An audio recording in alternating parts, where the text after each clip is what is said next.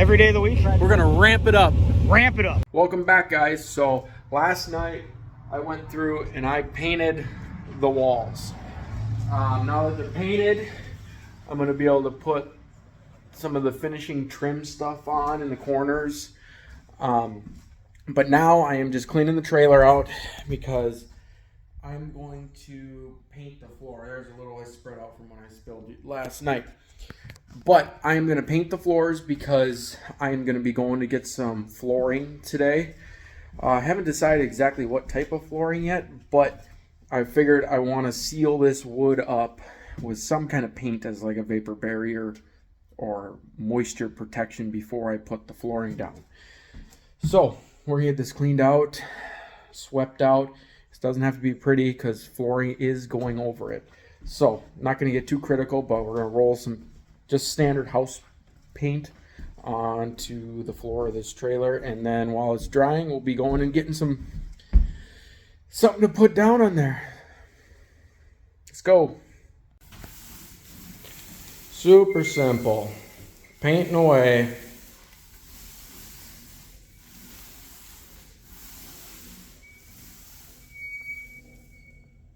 All right, so I got this nice 12-foot long roll of vinyl flooring. Of course, I only need 8 feet, so I'm trying to figure out a way to cut this down. So I've just been cutting around with a razor blade and looping it back. I cut it at 8.5 feet, so then when I get it in the trailer, I will have a couple inches of trim off here. So I'm going to get this section here cut off, lose some weight, and then I can get this thing rolled out in the trailer and start dry fitting it before I get the glue out and that whole setup. So let's get after it. All right, as you can see, the floor is painted, nothing crazy, just kind of seal up the wood.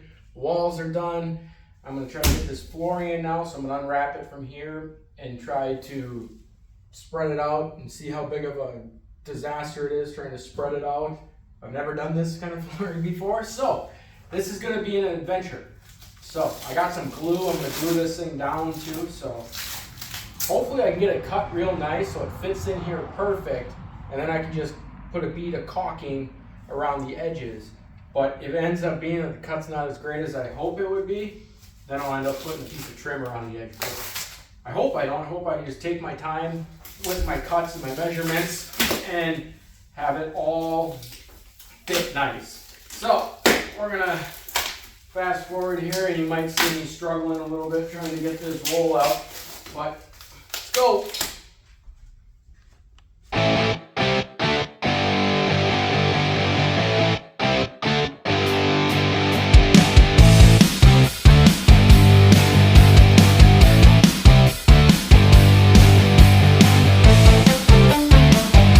All right, guys, you saw me struggling getting this sheet into the trailer, and now I'm just trimming the edges. I have found that if I measured out and made the vertical split, and you can flap this over and then fold it into the corner and cut with your knife. I've never done flooring before, so I'm learning as I go, but it's turning out pretty good. I figure I'm gonna get this trimmed as well as I can. And then if it trims out good, I'm going to just put a bead of caulking around the edge. And if it don't, I will be putting some trim there. So keep in touch. We'll get this all trimmed out, pulled up, and then I will be gluing it down to the floor. So that'll be fantastic. Not looking forward to that part, but we'll see how it goes.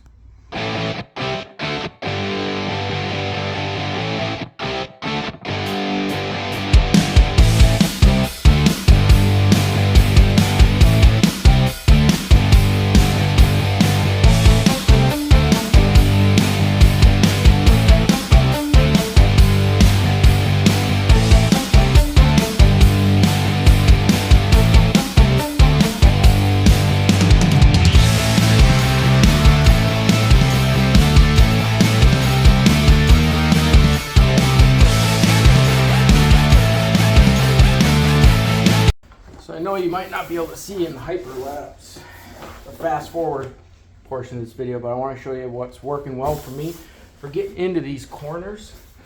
As you can see here, I push that finger in and drag it in the corner, and then drop the knife down in between us, right in the base of that corner. So it's like stretching the material this way and straight up to get it as close as you can. And that is working really good. Like I said, I'm not a flooring guy, but I'm a welder, but I'm figuring this out.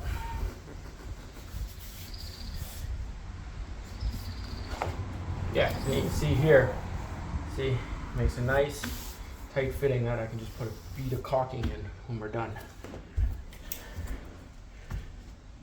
So now that I got the flooring all cut to shape and size and laid down here nice and flat, this is the glue I got. High tack flooring glue. That's what the guy at Menards sold me. And then it's a 3/32 V-notch trowel. So the guy explained it to me. You basically spread it out around everything, and then you flop the flooring back down, and then you roll it with something round. And then I'll flop the other side all the way up, glue it, and flop that down. So I'm gonna start spreading this stuff. I don't know how it's gonna spread.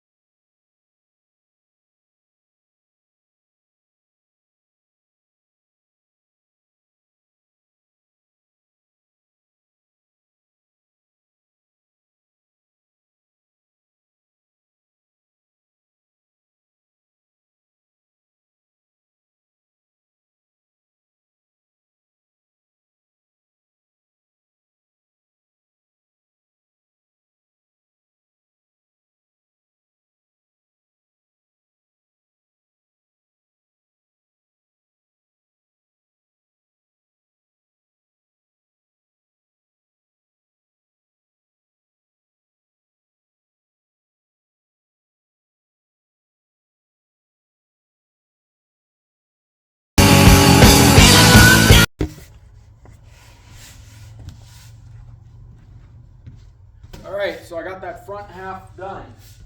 That glue is really sticky and it is not fun to spread out.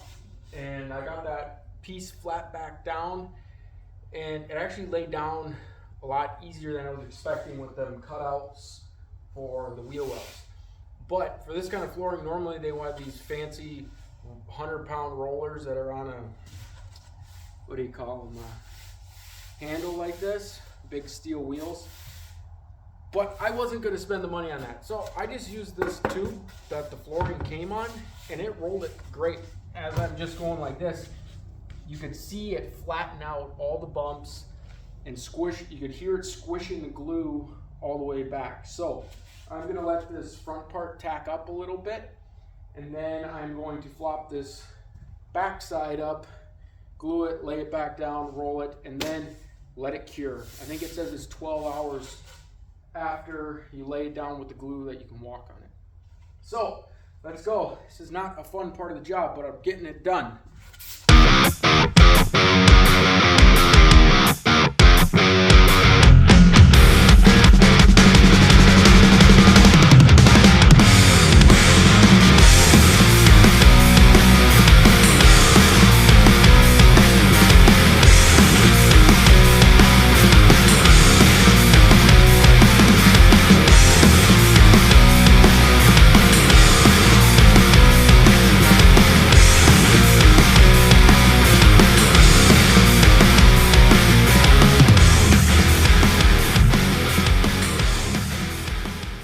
So now that I got everything figured out on where I want to mount my boxes and where I wanted my power plug to be, I went ahead and I just hole sawed, you can see daylight through there, a hole through the trailer.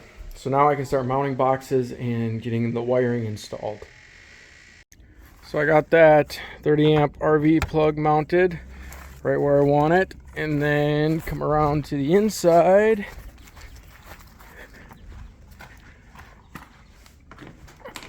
And I have that run into a box right there. And then we'll do conduit up to the main breaker and then up to the one with all the other breakers in it. So I'm gonna end up siliconing in there a little bit just to water tighten it, and we will go from there. Okay. No fire or smoke. Let's turn on this 15 amp.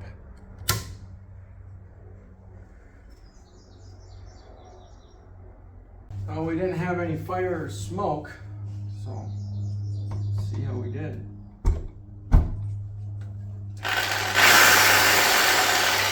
Haha! Success!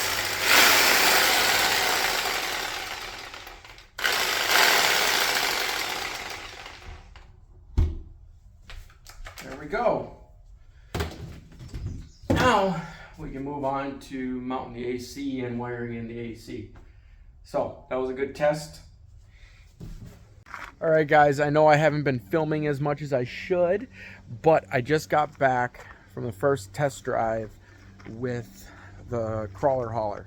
So I'm gonna flip it around and explain to you guys some of the stuff that I have done that I didn't film because I've been rushing to go on this next trip. So I got that mini split all mounted up. This is just a temporary thing. I am going to make a cover for it, but with these on here, you want to cover that front fan so when you're driving, the wind doesn't spin it backwards and wreck the motor on the mini split. So inside, one thing I had to change, I got a bed set up and I got all the wiring done. And then I got a few outlets, and all this is going to end up getting hidden with a false wall as soon as I build cabinets and stuff. And the fold down bed, this bed I got in here, it's just temporary for this trip. I did have to move the Jeep further forward and extend the drive over fenders. The reason for this is because when it was all the way back where I first wanted it, I did not have enough tongue weight, and that would not have been fun driving down the road because that would not enough tongue weight would give it that trailer sway on it. So next week we are going all the way up to Gilbert with the setup here to test it out, and we're going to kind of see what we like and what we don't like so we can get ready to set up the rest of it. But we have air conditioning, it's insulated, we have electrical, the Jeep fits in it. Awesome. Thanks for watching Mule Fabrication. Please like and subscribe, and after this I think we're gonna get back on to the Mule Jeep. Thanks guys, bye.